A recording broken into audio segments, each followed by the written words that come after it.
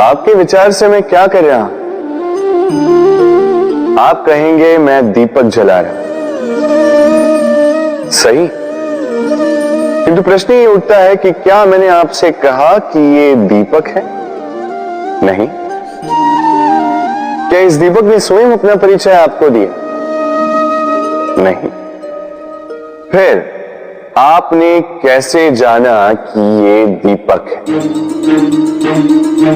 उत्तर है प्रकाश, जो स्वयं जलकर अंधकार में संसार को राह दिखाए, वो दीपक है। जो निराशा में आशा की ज्योत दिखाए, वो दीपक है।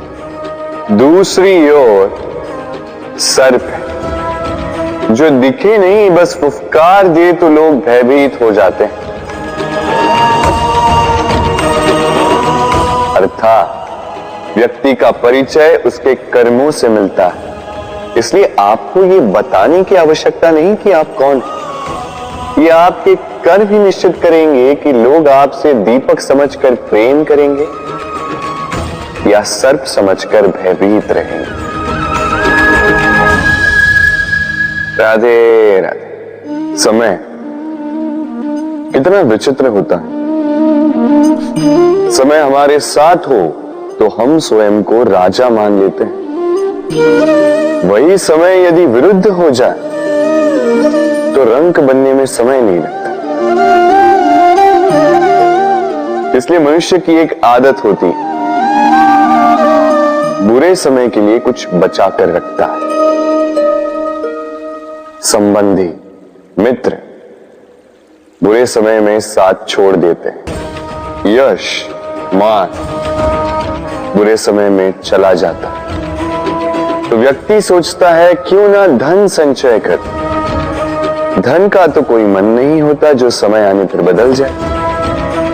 संसार कहता है कि धन का संचयन करते रहो, बुरे समय में काम आएगा ही। मैं कहता हूं शुभ कर्म करते रहो, आनंदित रहो, स्वयं पर और ईश्वर पर विश्वास रखो, बुरा समय कभी आएगा ही नहीं।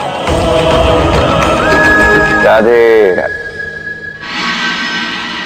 प्रकृति ने मनुष्य को एक विशेष शक्ति दी है, अन्य जीवों से अधिक शक्ति दी, स्मरण शक्ति। यही शक्ति मनुष्य को अन्य जीवों से भिन्न बनाती,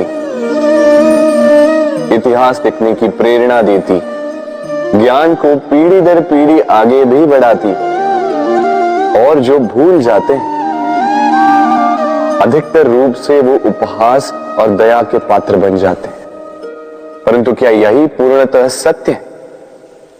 नहीं। यही स्मरण शक्ति मनुष्य के विकास में सबसे बड़ी बाधा भी बन जाती है, उसके चित्त को दूषित कर देती।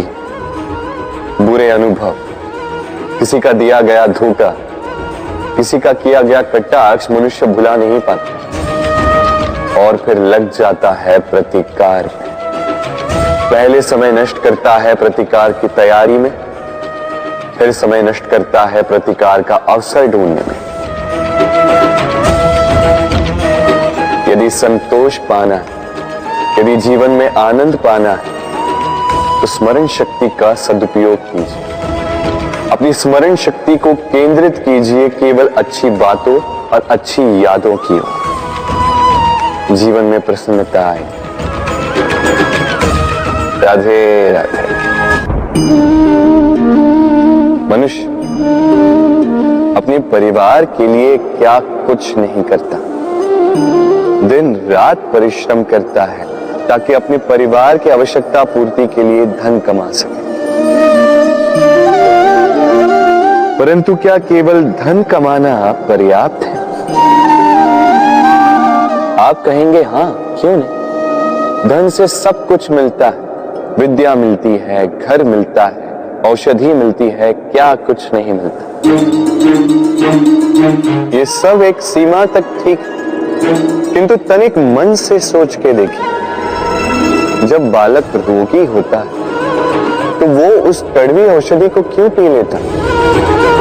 इसलिए क्योंकि उसके पिता ने उस औषधि को धन से खरीदा नहीं, बल्कि इसलिए क्योंकि उसके सामने खड़ा उसका पिता, उसे उन पर विश्वास है कि वो उसे कुछ नहीं होने देंगे। ये विश्वास, ये संस्कार, ये सीख कभी धन से नहीं मिलती। ये मिलती है उस समय से जो माता पिता ने अपने संतान के साथ बिताया। इसलिए जीवन में धन अवश्य कमाई, तो अपने परिवार को भी समय दीजिए, प्रसन्नता मिलेगी। राधे राधे। मुझे बताइए, इस दीवार को तोड़ने का क्या लाभ है? यदि किसी संबंध में संदेह घर कर लेता है तो आए दिन शत्रुता की स्थिति बनी रहती। कल कोई और कारण बन सकता है इस दीवार के पुनः बनने का। तो क्या पुनः इस दीवार को बनाएंगे काका? संबंध की पवित्रता वैसी होनी चाहिए जैसे एक माता और संतान के प्रेम में होती है, निश्चल, निर्दोष, कि बात केवल रूठने मनाने तक ही सीमित रहे।